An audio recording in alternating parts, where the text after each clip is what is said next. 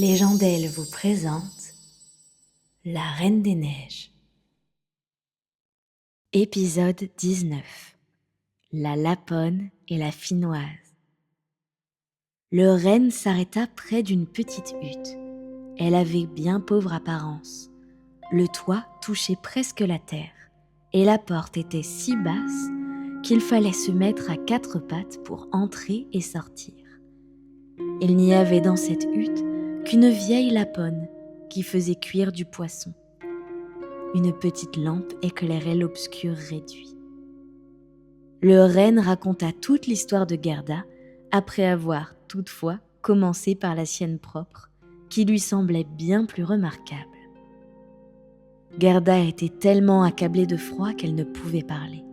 « Infortunée que vous êtes, dit la laponne. Vous n'êtes pas au bout de vos peines. Vous avez à faire encore un fier bout de chemin, au moins 100 lieues dans l'intérieur du Finnmarken. C'est là que demeure la Reine des Neiges. C'est là qu'elle allume tous les soirs des feux pareils à ceux du Bengale. Je m'en vais écrire quelques mots sur une morue sèche, puisque je n'ai pas d'autre papier, pour vous recommander à la Finoise de là-bas. Elle vous renseignera mieux que moi. » Pendant ce temps, Gerda s'était réchauffée. La laponne lui donna à boire et à manger. Elle écrivit sa lettre sur une morue sèche et la remit à Gerda, qu'elle rattacha sur le renne.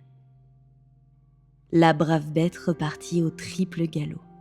Le ciel étincelait, il se colorait de rouge et de jaune.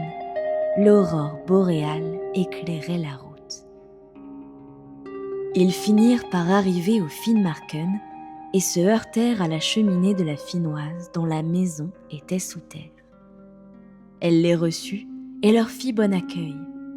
Quelle chaleur il faisait chez elle!